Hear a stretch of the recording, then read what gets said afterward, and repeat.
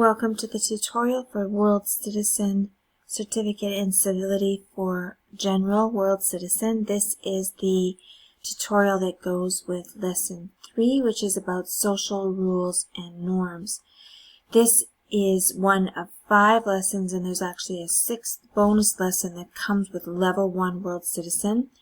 And this lesson, along with the others, introduces what I would describe as foundational or core concepts related to World Citizen. So please do review the lessons in the order they're provided, and when you present them to participants, make sure that you do Lesson 1 and 2 before you do Lesson 3, because the contents scaffold and build on each other. So as you're reviewing the lesson plan is devised the same way for all of the lessons. We have a chart that details the competencies that are covered in the overall goal. The goal of this lesson is to define what is meant by social norms and rules, and this workshop would look into aspects of society and culture that tie to social norms. The idea is we want people to understand the objectives here, which are on the chart. I'll just read them for you. Understand what social rules and norms are, what that means, and how to apply them collectively, how it relates to social justice. So it's important to remember where you are in the world. There's that list of skills that are addressed.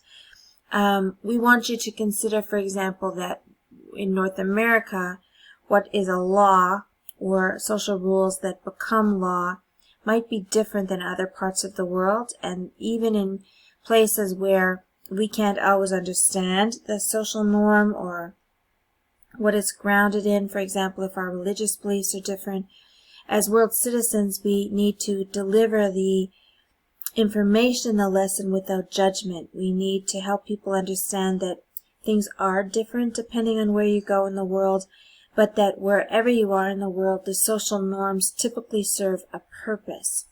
And the idea is to understand what is that purpose, what is the root of the social norm, what's the benefit of it, and how does it impact us in terms of world citizens and our ability to be positive change makers.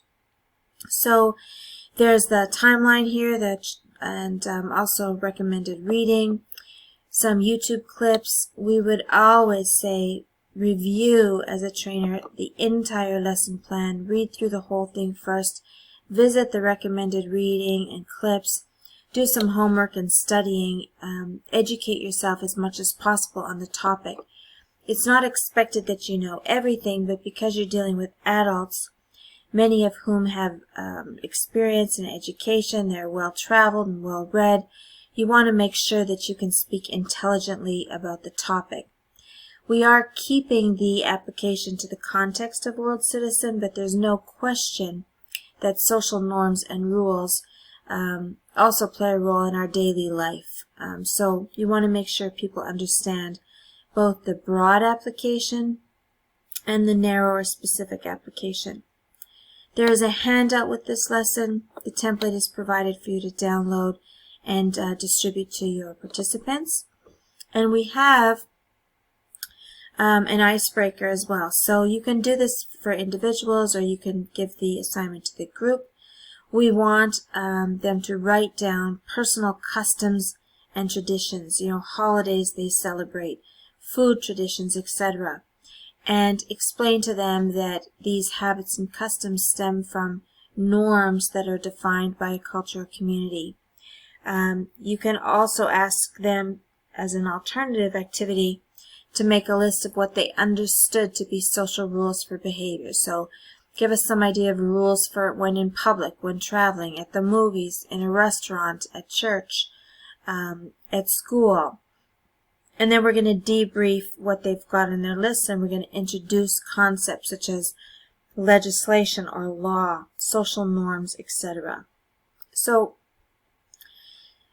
throughout the lessons, you'll often hear us talk about how defining the terms is really critical, and this is no exception. So generally, we want to use a definition that social norms are accepted standards of behavior, and they vary across social groups.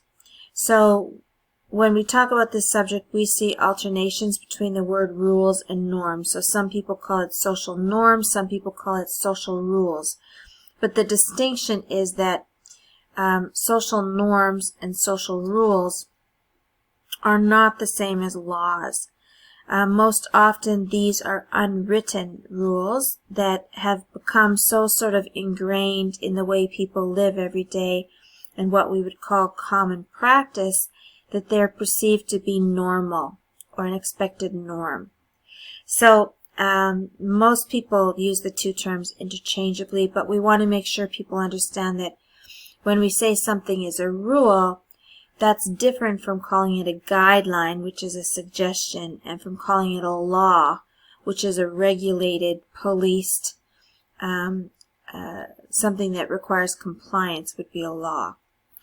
So breaching social rules rather can have a consequence in terms of maybe damage to trust or relationships or reputation, but typically there's not punishment in terms of legal impact if you breach a social rule. Civility in every situation includes interaction with other people, and when that is the case, there are expected and respected behaviors. So knowing what the social rules and norms are takes a lot of anxiety and stress away. It helps us predict how others might behave. We can anticipate and prepare then, and it frees us up for more important thought processes, as in problem solving or collaboration or making people feel comfortable, as opposed to being stressed or worrying about what the expectations are. So social rules and norms have changed over the years. That's one of the activities that we ask the participants to engage in, because just as civility and social justice, some of these things that are part of being a world citizen, evolve over time and require continuous learning and constant change, the same is true of social norms. And workplace culture, community culture, the way we live and act in a city or in a country, a lot of that is grounded in social norms or unwritten rules. And so understanding social norms helps us understand some of the more complex aspects of culture and citizenship. So we're not just talking about behavior at a dinner party. We're talking about everything from social rules related to everybody gets fresh water, which has now become a social it's not just a social norm, it's a human right. So it's a legislated rule now, these human rights. So again, we're trying to show people the progression, how society changes, and it's mostly through these rules and so on. So as we talk about all of this, you can ask people to fill in the blanks on the handout sheet, or you can give them a flip chart, whatever you like. And we want to encourage people to talk about it. We want to talk about women's rules, labor rights, gender rules, slavery, all of these things. There's a lot of interesting topics that come up here, and some of them can be quite provocative or cause some strain too. So be careful how you navigate the conversation and make sure what's appropriate for your audience. There are some characteristics of social rules and norms. We've explained them each here in these 6 bullets, so you can take some time to discuss that with the group. It just helps people understand what is a social rule versus a person's independent or individual habit, for example. Moving on, we want people to understand that economics, politics, there's all sorts of reasons that social rules change. Globalization is a good influencing factor, for example, but because of diversity and cultures merging and overlapping, we have a different way of approaching norms now, and some of the rules we're a little bit softer about. One example is a handshake. So a factor like a pandemic would impact that expectation for that social rule to be followed. But in addition, when we're interacting with many different cultures who greet in different ways, the expectation is more general now that you acknowledge or greet people, but we don't always specify how you greet or acknowledge. It doesn't have to be a handshake. It doesn't have to be direct eye contact, as long as there is some aspect of greeting and acknowledging. So we want people to understand that when we talk about social rules, typically this is set aside from basic human rights, because human rights are really about a need, and social justice is more concerned with merit. So we need to be careful that sometimes justice has to be enforced for more vulnerable groups or segments of society. And this is an interesting conversation, and it might be an emotional or heated debate again too. So social justice is something that we hear a lot about these days. There is a lesson even for children aged 5 to 10 on social justice, and it's very interesting how easy this idea of fair and just can be conveyed to even children. But there's a clear relationship between elements of social justice, such as equality, equity, needs, and merits, and social norms, because social norms sometimes help us define what is fair and what is ethical. So this can relate to everything from a social norm that suggests that when an elderly person or a pregnant woman is passing by or on a bus, we would give up our seat. That's a kind of a form of etiquette. It's consideration for somebody who is perceived to be vulnerable, maybe. It's a social rule. But we know that in workplaces now, we have legislated aspects of that same kind of social norm, where someone perceived to be a vulnerable person or somebody of special need, there are allowances or accommodations. So it's not just that we give them a chair, it's that there's a special kind of chair in a special location with a particular kind of mobility. So again, this is a topic that you can really delve into, but just be mindful that some people find it kind of a hot button topic, or depending on their experience, they might need to vent or share a little bit. So you want to be careful how you initiate the conversation and maybe have some ground rules as well.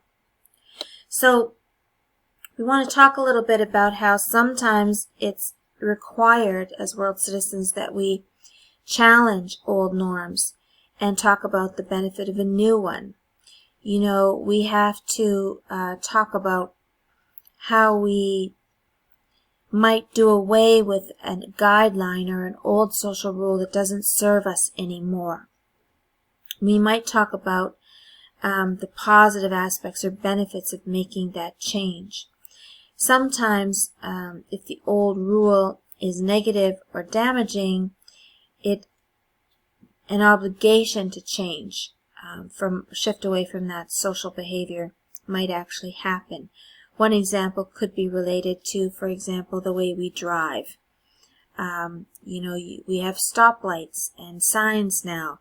So where there might have been a social rule where there weren't stoplights or monitored traffic where you would slow down for pedestrians, that was a social rule. But now it's monitored and legislated. We have a law about how you drive now. So we also want to encourage people to ask questions, to think about consequences and benefits of actions, and not just to follow along out of habit, but also to consider the extent to which the law should apply to them and the consequences if they don't apply to a law. So social norms, typically, there's a consequence, but it's more social, meaning it might have impact to our relationships, our credibility, those kind of things, our reputation, but there's not often a legal consequence if you breach a social norm. So where we work hard to change a norm, for example, the example in the book is about girls playing sports, maybe women voting, gay rights. I mean, there's all kinds of topics you can venture into here, but when the majority of the population perceives that a social norm is not of benefit, that's when, through lobbying or protest or lawmaking decisions, the social norm is changed. And when it's a significant change, there's usually some legislation or law required. So we can talk a little bit about what social justice is. Our definition is that it's justice in terms of distribution of wealth, opportunity, and privilege. And it's a relatively new concept in terms of how we speak about it, but the idea of it, the notion of what's just and fair, is not a new idea. So we can talk a little bit about, what is the rule and characteristic of social justice. We've provided some answers there, but you can ask the group to provide some viewpoint and opinion there as well. We want to talk a little bit about how social justice in terms of special groups in society or labeling, how civility fits into some of that as well. The other thing, I think I might have glossed over it a little bit here, is we want people to understand a little bit about how change is a factor, and if we're not ready and willing to change, we might resist some of the mindset that goes along with this shifting of these social norms to laws and human rights. So you might find yourself having a discussion with this lesson about, how do we get people to shift their mindset? And oftentimes that's discussion of the costs, benefits, and consequences. As always, you can expand the lesson, and if you go through the recommended reading and the video clips, you'll get some ideas about how to do that. You can certainly reach out to your mentor or your coach for World Citizen Program as well. And if you have some ideas or some activities, maybe some perspective from your country or culture, please don't hesitate to send us a video clip about all of that to events@civilityexperts.com, and we're eager to share it with the rest of the world's citizens. Thank you.